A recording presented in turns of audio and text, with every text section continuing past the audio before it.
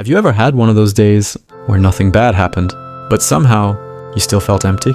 You wake up, you check your phone, you scroll for a while. You eat, you talk to people, you laugh, you finish the day. Then right before you fall asleep, a strange feeling appears. A question you never say out loud. What am I even doing with my life? The scary part is, this feeling doesn't only happen to people who failed. It happens to students, workers, parents, successful people, even people who look happy online. Because feeling lost has very little to do with where you are, and everything to do with who you've become. When you were a child, life felt bigger. A cardboard box could become a spaceship. A rainy day felt like an adventure. You weren't thinking about your future. You weren't comparing yourself to strangers. You weren't counting followers. You were simply living. Then something changed. Slowly, quietly, without anyone noticing. People started asking, what do you want to become? Not, who do you want to be? At first, those questions sound similar, but they're completely different. One is about your career. The other is about your identity. Somewhere along the way, we became obsessed with achievements, good grades, a better body, more money, a nicer phone, more attention, more followers, more validation. Every goal promised the same thing. Happiness is waiting, just one more step ahead. So you kept running. You reached one goal, then another, but happiness never stayed. It only visited for a few moments, then disappeared again. Why? Because your brain wasn't chasing happiness. It was chasing the feeling of progress. The moment you got what you wanted, your mind moved the finish line again and again and again. It's like trying to reach the horizon. No matter how far you walk, it keeps moving. That's why people who finally buy their dream car start wanting a bigger one. That's why someone who dreamed of 1,000 followers starts feeling small beside someone with 10,000. The target changes, but the emptiness stays. Because the problem was never the target.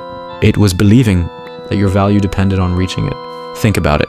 How many times have you told yourself, I'll finally be happy when I lose weight, when I get into college, when I find someone, when I make money, when people respect me, when I become successful? Now ask yourself something else. How many of those moments actually gave you lasting peace? Probably none of them. Because peace isn't a destination, it's a way of living. Most people spend their entire lives waiting to start living. They tell themselves, I'll enjoy life later. Later becomes next year. Next year becomes 5 years.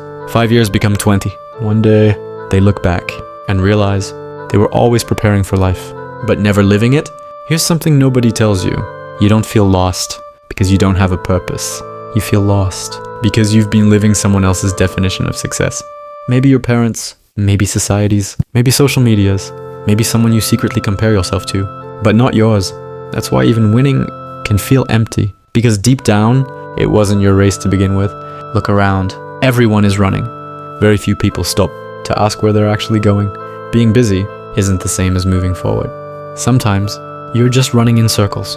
The hardest prison in the world has no walls. It's the prison of expectations. The expectation that you must always be productive, always improving, always winning, always smiling, always proving something. Eventually, you forget what you're proving. On to whom?